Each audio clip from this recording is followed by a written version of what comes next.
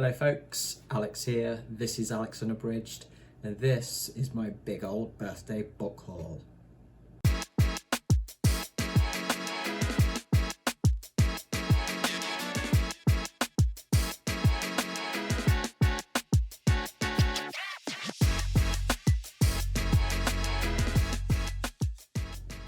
So welcome back to the channel if that is the case. Yes, it was my birthday a few days ago, and I got quite a lot of vouchers for my birthday. I was very lucky, and so I went and spent it straight away. Yes, some vouchers and some birthday pennies, you know, meant to be used for books. So I've got quite a haul to go through today, so I'm going to crack straight into it and show you what new wonders have come into the house. So first of all, a couple of books that were sent to me by a very lovely friend as a birthday present. First one is A Kiss Before Dying by Ira Levin. I've read 3 Ira Levins so far, all of which I've loved, and I'm working my way through his back catalogue basically. And this one is also one of the same sort of edition as the others I've got, so they look lovely on the shelf.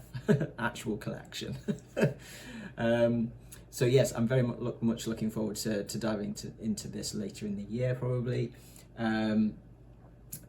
This is apparently a good twisty thriller, so sounds quite dark, and Levin's usually quite suspenseful as well. So yeah, really looking forward to giving this a try, hopefully soonish. The other one that I got from my lovely friend is this one. If You Want to Write, a book about art, independence and spirit by Brenda Euland. It's from the 1930s, this. But I've had a little look through some of it, and I will be reading this quite quickly, I think. And yeah, there's going to be some really useful stuff in this for me getting into writing, and as an artist as well, just generally as a creative. I'm going to read, sort of from next week basically, I'm probably going to try and read a chapter of this sort of every couple of days, sort of as part of my working day. Build it into my work day, and then hopefully my days will get off to a good start with a bit of sort of creative inspiration and support from Brenda Euland, and yeah, I'm sure I'm going to get a lot out of this and go back to it several times. This is the sort of thing that I really need right now. So those are the first two. Okay then, next up, on my actual birthday, I went for a lovely little wander, a very nice lunch somewhere, and then we called in at one of my favourite bookshops in the Peak District. It's High Peak Bookshop. Discount bookshop, so everything's super duper cheap, which is always good. So I picked up Tales of Mystery and Imagination by Edgar Allan Poe. I've only read like 3 or 4 Poe stories before, like last year. Picked some stuff up in Scotland last May when I was up there to read on holiday, and really liked it. So I thought I'll get another book of more Poe stories. Got Horror Mayhem coming up, and I was kind of on the scout for some horror short stories. You'll see a theme as we go through this haul. There's quite a lot of short story collections in it. But yeah, Poe I definitely want to dive into more, and this has got like a ton in here. I think it's got a couple in that I've read before, but it's it's a nice little edition. But yeah, it's got like Mask of the Red Death, which I have read before, and Telltale Heart. But it's also got Pit and the Pendulum, which I really want to read, and it's got The Fall of the House of Usher, which I really want to read because there's several other contemporary or more modern works that draw from that story, and so yeah, I definitely want to read that one so I know the original source materials, and then I can go back and read some of the other books that are on my kind of wish list connected with that. But yeah, just that will be a great one to dip into for Horror Mayhem.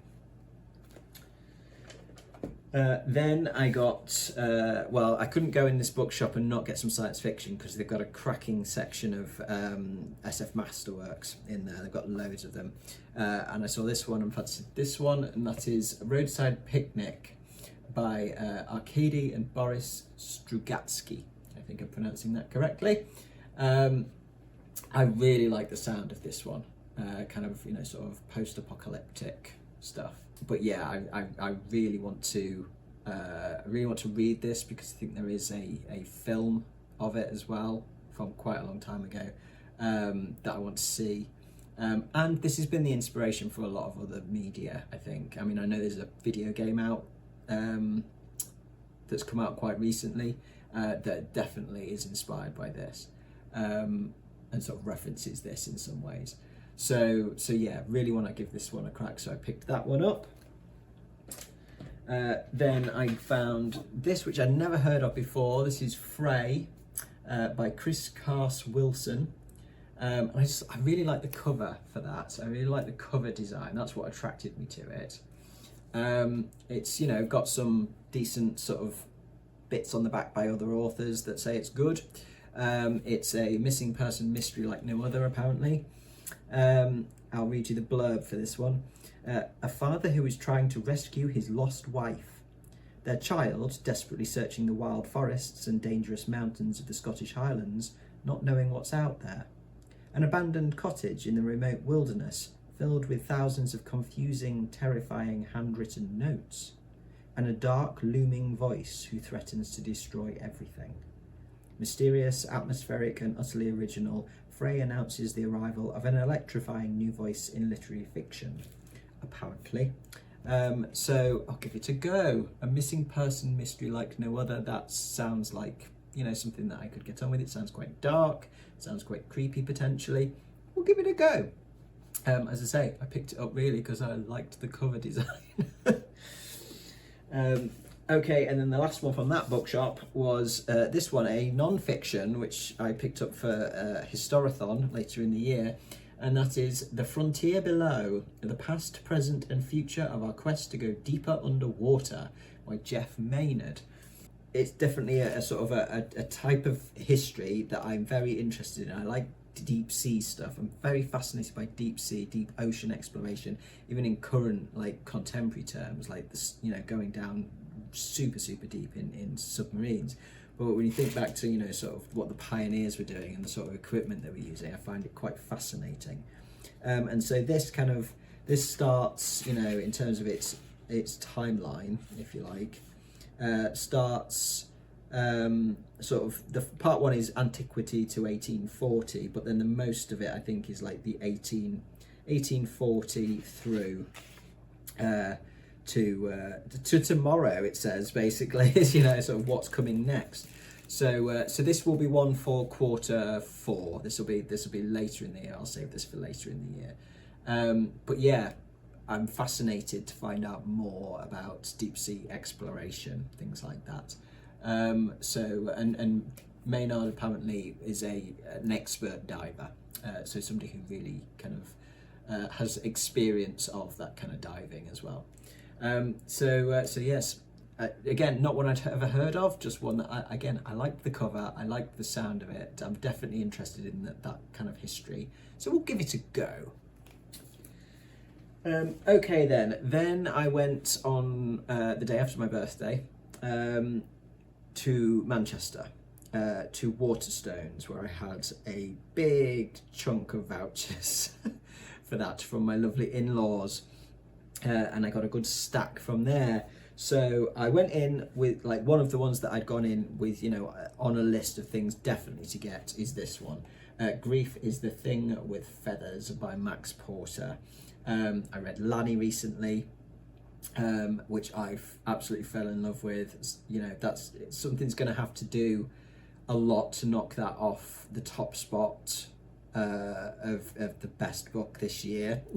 I'm putting that out there now, but I just so want to read some more Max Porter. I think his writing is absolutely fantastic. So this one came before Lanny, and yeah, I'm very interested to just dive into some more stuff. the lass who served me in Waterstones was a huge fan of Max Porter, and she said that they're all very different, the Max Porters, but they're all brilliant. So definitely looking forward to that. But yeah, I went in to find that, but whilst I was looking, I noticed that this was in the new releases, and this is Shy by Max Porter. I think it's new release in paperback. It came out last year in hardback, but it's just come out in paperback. So I saw this and I was like, well, that's happening. Might as well pick up all the Max Porter I can find. So this one again is very different, I think. Says this is the story of a few strange hours in the life of a teenage boy. He is wandering into the night, listening to the voices in his head, his teachers, his parents, the people he has hurt, and the people who are trying to love him. He is feeling a little sorry for himself. Shy is a novel about imagination, guilt, and boyhood. It is about being lost in the dark and realising you are not alone. But yeah, so I was like, oh, another Max Porter, all right then. So I've got that as well, Shy. Then this one is inspired by Mr. Troy Tradup, and this is the lovely, shiny, beautiful hardback 50th anniversary edition of Carrie by Stephen King, with a new introduction by Margaret Atwood. Troy told me about this a while ago when he was saying like he couldn't believe there wasn't anything in the US, but Hodder and Stoughton, I think it is, that published stuff in the UK of King's work. They'd come up with this, and they're doing a series of these as we hit some 50th anniversaries of King's works coming up over the next few years. I know there's going to be a Salem's Lot one, and there's going to be a Shining one in, I think it'll be 2027 or something like that. But yeah, I'm going to want all of those, basically. So I haven't read Carrie in many years, and only read it once. And I remember it, but not like I do something like The Shining, which I've read multiple times. So I'm definitely interested to dive back in now that, we're probably talking 15, 20 years since I read it. And it's a lovely edition, this. Good big print, and really nice paper and stuff. And it's just a really nice book. So I was like, do you know what? It's my birthday, I've got vouchers, I'm treating myself to a pretty hardback. I wouldn't ordinarily. This is the sort of thing that I would never just buy anyway with my own money, if you like. Generally, if I'm buying books randomly, it's going to be cheap second-hand copies of things. But yeah, when it's a birthday thing, it's time for a treat. So yeah, lovely book. Then I picked up this one, The Trees Grew Because I Bled There, Collected Stories by Eric LaRocca. I read Things Have Gotten Worse Since We Last Spoke and Other Misfortunes last year. Really liked that, loved that. And May's My Month With, my author project, is Eric LaRocca. So I was going to read Everything the Darkness Eats, which is his first kind of full-length novel, but I'm kind of not feeling it, to be honest. I want more short stories, and again, it's Horror Mayhem next month as well. Want short horror, and so I'm swapping out Everything the Darkness Eats from that schedule, if you like, and I'm going to read this instead. And I've got another like novella of his to read as well. So yeah, more twisted, unsettling, weird stuff from Eric LaRocca, I hope. Next up, another collection, and that is Unnatural Creatures, stories chosen by Neil Gaiman. And this is, it says, The Sunbird, the Manticore, the Werewolf, the Griffin. Welcome to a menagerie unlike any other, where stories let amazing, beautiful, and occasionally terrifying creatures roam free in your mind. This is Neil Gaiman's selection of his favourite stories featuring beasts from myth, fable, and imagination. Creatures extraordinary, exotic, extinct, living, dead, and undead prowl the pages of this book. Be very careful if you insist on opening it. So yeah, I'll give this a go. I really like the layout of it as well. It's just quite a nice, it's got little kind of illustrated dividers and all that kind of stuff in it. I like the font in it. It's just quite a nice book. Introduces the author at the beginning of the story, and it's got, you know, various different stories in it. Lots of different stories from different authors. Let me find it. It's got some game in it. It's got some Samuel R. Delaney in it, Diana Wynne Jones, lots of names I don't know, Edith Nesbit, Larry Niven. So that will be, I will enjoy dipping into that again for horror mayhem, but just generally, I do love creature stuff when it comes to horror, and sort of, I suppose, some fantasy as well. Yeah. That could be really good, certainly to dip into. And there's a reason why I picked up a lot of short story collections in this haul, not just because of Horror Mayhem and Shorty September and some of the events that do that, but as somebody who's trying to write short stories at the moment, I really feel like I need to immerse myself in them. They are very, very different in terms of structure, in terms of how you write a good story, what you need to put in it, what you need to consider. From writing, say, a novel, or even a novella. You know, short stories, the best ones sometimes are just so short. They're so punchy, so short, but the author manages to do so much with them. And I just need to kind of like just immerse myself in some short stories as well, especially horror stuff, but also science fiction. So yeah, so that's why I've got loads of short stories, but yeah, I'll definitely enjoy dipping in to that. More short stories coming up. This one is a British Library collection called Menace of the Monster, Classic Tales of Creatures from Beyond, edited by Mike Ashley. So again, this is a range of stories, range of authors, range of like publication dates, things like that. You've got some Wells in here, you've got Lovecraft, you've got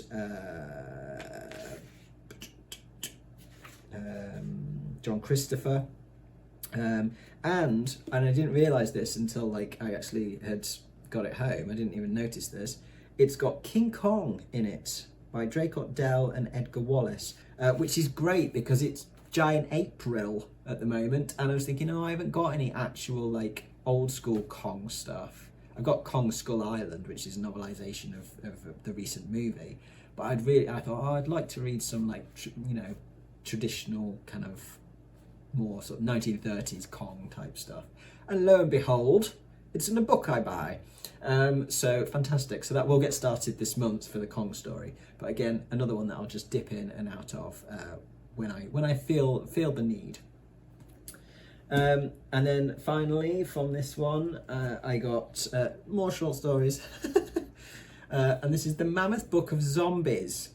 26 stories by Clive Barker, Ramsey Campbell, Lovecraft, Brian Lumley, Kim Newman, Michael Marshall Smith, and many more. I don't think I've read really any zombie fiction before. Well, I've read some of The Walking Dead, like the comics, which I didn't like, but that wasn't the zombie side of things. I didn't like the comics. And it's one of those where I'm interested, and I like some movies, I like some zombie movies for sure, but I just don't read zombie fiction. And so I think that has to change, and a good way, of course, to get into stuff, find out who you like, more authors, is short stories. What kind of zombie stories do I like? Because again, it's a whole subgenre. It's not just one thing. So yeah, another book of short stories in here. As I said, there's plenty of authors in here. There's some, that goes all the way back. You've got some Edgar Allan Poe in here. You've got some M.R. James in here. I love M.R. James. So you've got Brian Lumley, Lisa Tuttle, so another kind of classic one from the sort of 70s, 80s. Graham Masterton, J. Sheridan Le Fanu, so again, a classics one. Robert Bloch, Joe R. Lansdale, so yeah, loads of names in that. So that'll be a great one to kind of see if I can get into some zombie horror stuff. So that's what I got in town. So bloody good haul there from Waterstones. Then I went to my local town today, Glossop, and I had a little bit of money left of what I'd kind of put aside for, you know, book buying for my birthday pennies. And so I went to the charity bookshops and the second-hand bookshops because I do like to use those. And I picked up a couple of things that I know that I need for projects coming up. So the first one is a copy of The Left Hand of Darkness by Ursula K. Le Guin, a classic of science fiction. This one I'll be reading, I think it's not until December that I'm reading this. Is it December? Oh no, it might be October actually. Could be October, this one. It's later in the year, it's Q4 basically of my science fiction for the somewhat hesitant. I've never read any Le Guin before, so you know, this one apparently is a good one to start with. This is one of Troy's recommendations for that project. And so yeah, we'll see what I make of it. But yeah, I do like to have a nice good quality but worn copy is always nice of stuff like that, you know, classic science fiction texts. I also there picked up Shirley Jackson, We Have Always Lived in the Castle. That's for my Shirley Jackson month of my author project. I've already got Haunting of Hill House, but yeah, found this in the charity bookshop. I was like, yep, having that. Three for £6. You can't say fairer than that, really, can you? So like £2 basically for this, and it's in really good nick as well. It's like virtually new. It's like you wouldn't know that it's ever been read. It might not have been, I don't know, but yeah, virtually new book. And then another one, the other one in that 3 for £6, is another book of short stories by an author that I'm very intrigued by. This is Life Ceremony by Sayaka Murata. I hope I'm pronouncing that right. Murata. Japanese author. Has won like pretty much all the Japanese literary prizes that there are, I think. And the one that I'd heard people talk about of hers is Earthlings, which sounds quite sort of unsettling, but is meant to be brilliant. And then the other one is Convenience Store Woman. Those are two novels, but I don't know whether it's the sort of stuff I'm going to like or not. So I thought short stories, again, always a really good way to try out an author. And so I've gone for this one. I mean, some of the you know, quotes on the back just kind of keep saying sort of fantastically strange, surreal, dreamlike, all that kind of stuff. But the blurb says, a bride-to-be struggles with her fiancé's dislike of objects made from human remains. A pair of schoolgirls keep a grown man as a pet. A bedroom curtain becomes entangled in a complex menage a trois. Joyfully strange with perfect comic timing, the 13 stories in Life Ceremony combine surreal conceits with a deep empathy for how it feels to be a little bit different in a world that just wants you to fit in. So had I not already been interested in Murata's work, that blurb on its own would have sold me on it. And I had actually seen this when I was in town as well and hadn't bought it. So to find it, again, virtually new copy in the bookshop for £2, sold. And then finally, I found this in my local second-hand bookshop that I go into quite regularly just to see if they've got anything that's on my lists of, you know, project stuff, and to have a chat to the guy in there because he's really loves books, as you'd expect, and he's just a really nice fella to chat to. And I found this, and wow, yeah, I'm really happy with this. This was £5. Lovely hardback, like there's a little bit of kind of, you know, age coloration on the outsides, but otherwise absolutely pristine copy of this compendium of Arthur C. Clarke stories. So you've got 2001 in there, you've got City in the Stars, The Deep Range, A Fall of Moondust, and Rendezvous with Rama, all in there. None of which I own in text, you know, either ebook or physical. I have a couple of them as audiobooks, but that suits me fine because I like to often read and listen to audiobooks at the same time. So 2001 I will be reading in a couple of months' time, but I absolutely loved Childhood End when I read that. I read that in, February I think it was. Absolutely just brilliant book. So I really want to try some more Clarke. But yeah, this one, just fantastic copy, and I couldn't pass it up. So really, really pleased with that. So those are all my birthday purchases. Wait, that's not quite it. Yes, it's now a couple of days since I filmed the rest of the haul video, and I had a nice little surprise from a friend who sent me some Amazon vouchers to spend on Kindle books as a belated birthday gift, and so I've spent them obviously already, and so I thought I would drop those extra 3 books in here, the extra 3 ebooks. So the first one is The Abominable by Dan Simmons.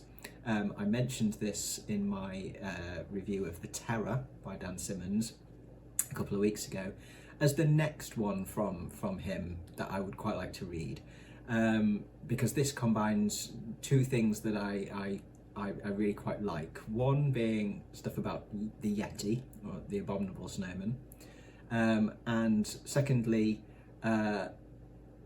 mountaineering history, specifically Everest history.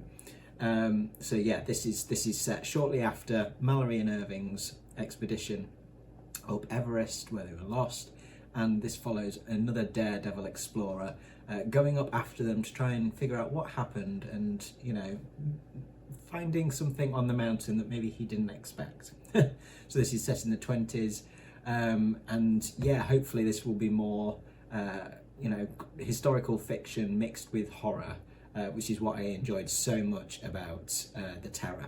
So yeah, fingers crossed this will be good, because it sounds like it's right up my street.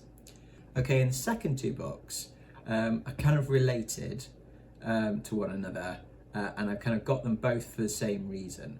The first one is Troll Slayer, which is by William King, which is a book of short stories, and this is Warhammer Chronicles, which is more kind of fantasy, sort of more traditional fantasy from what I know. And the second book is Xenos by Dan Abner, which is the first book in the Eisenhorn trilogy, and that's Warhammer 40k, which is more science fiction. That's set in the distant future, and it's a very dark, grimdark sort of atmosphere world. It's a dystopian, totalitarian state. It's pretty nasty. It verges on horror, and these are the sort of things that I ordinarily wouldn't go for, but there are a couple of reasons why I've picked these up. One is that for quite a while I've been getting increasingly intrigued in what Warhammer is, because it keeps popping up on booktubes, from the booktubers that I watch, most significantly with Andrew from It Came From The Page. He seems to really like a lot of what he reads in the Warhammer stuff, across, I think not just 40k, but some of the other eras as well, as far as I'm aware. It's a big thing. I have no idea about all of it, but whatever he reads, he seems to like it. And a couple of other booktubers that I watch quite a bit, it comes up there as well. But I've just picked up a couple of the games, the video games, and I've been playing those because of my intrigue. And I found I really like the lore that's come in through that I've learned through that. And I love generally fantasy video games or stuff with a fantasy element. And although Warhammer 40k is sort of science fiction, it does have, I would say, quite a lot of fantasy elements to it. Almost science fantasy in some respects. And I loved fantasy in video games, but I've never really been able to get into that kind of thing in fiction. And I'm wondering whether if I go in this way, this route, and try reading something that I already know that I like from another medium, so video games in this respect, then maybe this is a foot in the door.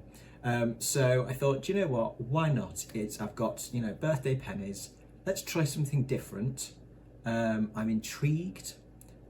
So we'll see how I get on with some Warhammer. Never thought I'd be reading that, but yeah, I'm definitely interested. So I'll see how that goes. So those are the 3 ebooks that I picked up.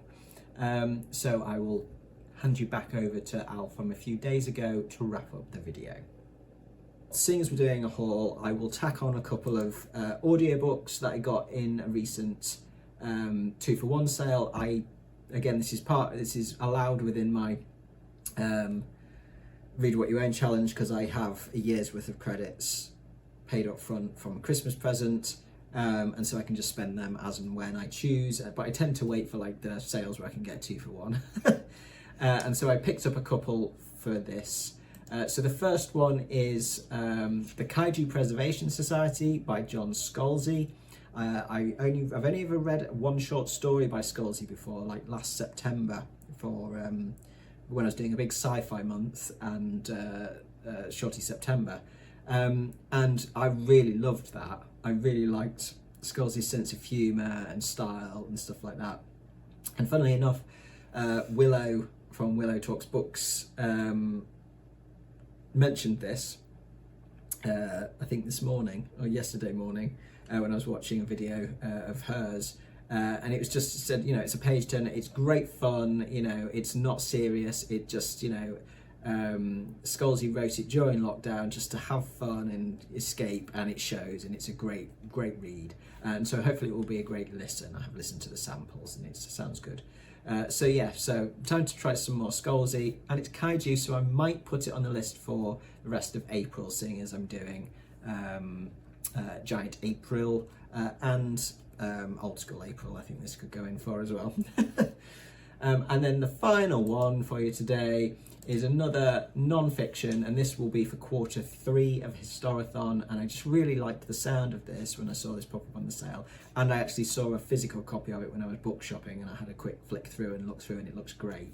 And I've listened to the sample of this as well, and it sounds great. And this is Great and Horrible News: Murder and Mayhem in Early Modern Britain. So this is, you know, this is early modern England, and looking at, you know, kind of how murders were treated. Essentially, it's a bit of the blurb for you. It says, in early modern England, murder truly was most foul. Trials were gossipy events packed to the rafters with noisome spectators. Executions were public proceedings which promised not only gore, but desperate confessions and the grandest, most righteous human drama. Bookshops saw grisly stories of crime and death sell like hotcakes.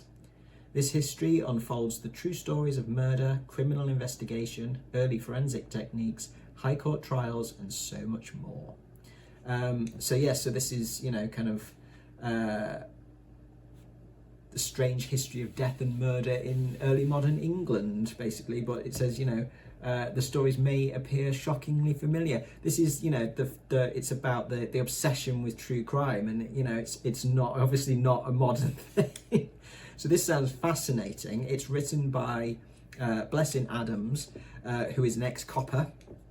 It just sounds really interesting. So I'll give that a go for quarter 3 when we're into the early modern.